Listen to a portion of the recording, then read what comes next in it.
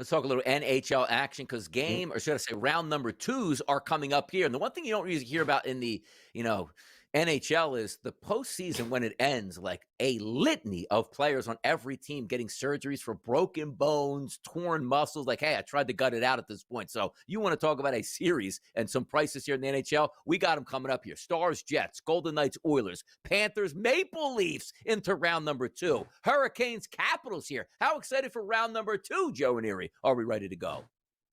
Listen, I'm a Panther guy, so I will be at game 3 with the Maple Leafs coming up, but they get to drop the puck tonight in that one. Yeah, they drop it tonight. It was, Maple Leaf fans are, I think, going to be a little disappointed when it's all said and done. But the value is on the Washington Capitals. There is no way the Hurricanes should be that big a favorite. No way. I got two topics for you here. Now, with the Panthers and the Maple Leafs, it's under the assumption that the Maple Leafs fans are going to be flying down to Florida for this game. Any animosity between the two fan bases down there? Or is it just like relaxing? Is a hockey game in Sunrise, Florida, relaxing at the game? Or is there some animosity? Like, even like Tampa comes to town. People hate on each other? You get any of that in there? Oh yeah. There were I was at that game in game 5, I believe, there in Sunrise, and it was a lot of Tampa Bay fans there, and it does not work out well for those fans that travel to Sunrise. And how about this too? Like, any thoughts to being the Miami Panthers, Joe? I mean, come on, can we rip the Florida off there? Can we do that? With the way they beat Tampa, they are really the only Florida hockey team. So. Right. Yeah, I guess you can hold that up like, hey, we're the state university, the flagship is the Gators and the Hurricanes in Florida State. Oh, well. But look, I know I'm not going to be here with you to talk hockey, but I know you have a prop bet tonight. It's going to be Florida and Toronto. Toronto, as I said earlier, look, they already won the Stanley Cup. They're in the round number 2. I mean, it's all good from here on out. What are we getting tonight? And also a player prop from that game for you, Tom. Player prop we'll get to in the next segment, a little spoiler or teaser, I should say, for there. But tonight, over 5.5. We'll get some goals early in the series, but after that, especially once we turn back to Florida, it is going to be hard unders. 2-1 finals are what we're going to be looking at. By the way, I do think that Florida, the Bobrovsky played for the Flyers, and I think Anthony Stolar. So Flyers all over the place playing for postseason, except the Flyers themselves. Ain't that tough here? You know, it isn't that tough. Tom's going to be back in the next segment. Joe Ranieri is going to be back in the next segment to close out this edition of the Early Line on a Monday. It's the place to be. I'm headed over to radio. These guys got you covered. I'll see you tomorrow. All right, welcome back in here as we look to close out this edition of the Early Line. Joe Ranieri alongside Tom Vecchio as we are getting ready for round twos across the board. The NBA we talked about, round 2 underway. And, of course, in the NHL, back-to-back Game 7s over the weekend, Tom, which were absolutely bonkers, including Winnipeg doing it in double overtime. But tonight, we get to see the champs, the NHL Stanley Cup champions. That would be the Florida Panthers taking on Toronto in Toronto.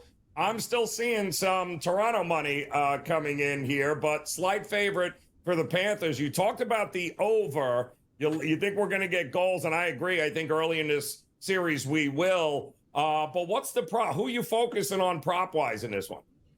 So, quick shout out to the Jets. I have a ticket on them at 20-1 since I've had since the beginning of November. Barely kept that ticket alive, so super happy with that. But let's turn to William Nylander for the Toronto Maple Leafs. 2.5 shots for him. It's sitting at plus 100 for over 2.5 shots.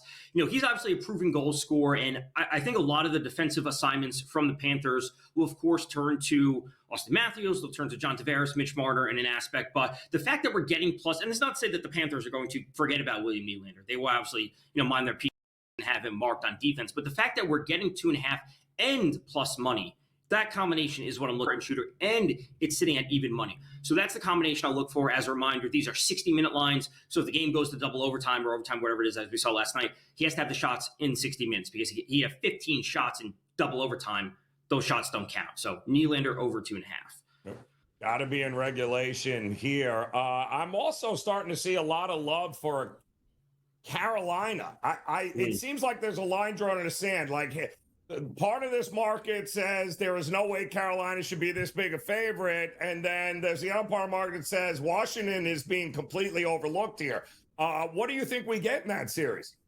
So Carolina is a team that a lot of people love because they have awesome underlying metrics. They have awesome, advanced analytics, and this is the team that they've been for multiple seasons. A part of me thinks is, why do we have a team that has home ice with the Caps and, like I said, being disrespected in terms of the betting odds? This series is not going fewer than 6 games. It's going to be 6 or 7 games. I think the Caps get it done. I really do. For as good as the Canes are, they're a team that has some inefficiencies, at least in my mind, when it comes to the bottom 6 of their forwards. So as great as the underlying metrics are, and that's why I think a lot of people value them, I just don't know if they have what it actually takes, and can they convert that to real on-ice stuff at times. I think the Caps win in 6 or 7. I think they'll split the first 2 games, and it's kind of what we've talked about before, the zigzag. If Team A wins, game 1, I'll just be on Team B in game 2. The other 2 out west, I mean, you're right. Winnipeg getting it done, epic fashion, but now this is an underdog team against the Dallas Stars that seem to be getting healthier too. Is Dallas your favorite still in the West? They are. I also have a ticket on Dallas. It's far lower at 7.5 to 1. So I will have one team advance at 7.5 to 1 or 20 to 1, which I'm obviously happy about. But yeah, Dallas is a team that got it done in the first round. They didn't have Jason Robertson, who's arguably their best forward or tied for their best forward alongside Wyatt Johnson. And they didn't have Miro Heiskanen, who is their best defender. So if they are getting healthier, like you said, and we have seen the Jets, they got through the first round. Whatever you want to call it, double overtime last night, even if they got it done in regulation, it was a really, really shaky first round. When you are the President's Trophy winner, you have the Vezina winner, or soon-to-be Vezina winner in Connor Hellebuyck, and you get it done in 7 games against a wild card team. You can't play like that against Dallas, especially if Dallas is trending up with the health. So I like Dallas to come away, I think 4-2. Like that too as well. And Golden Knights and the Oilers, the problem with those 2 teams, I think, Tom, is that that's going to be a grueling, beat-up series. And whoever's left standing, what will they have left in the tank? That's what it comes down to. And the defense and the lack of goaltending that we saw from the Oilers in the first round, if they are doing that against the Kings, and now we have a far superior team, at least in my mind, in the Golden Knights, you can't be giving up 4 goals a period to the Golden Knights. It's just not going to, that's a terrible plan. So the Oilers have to improve on defense. 1 or 2 of the early games will end 5-3. We will see some goals, but then it's going to be a big shift if the Oilers can lock things down on defense. The only thing I'm seeing right now of all those, second round game 1s, and most of them all 5.5, except that one, which seems to be creeping up to the 6.5 mark. And I think we both know why that is there.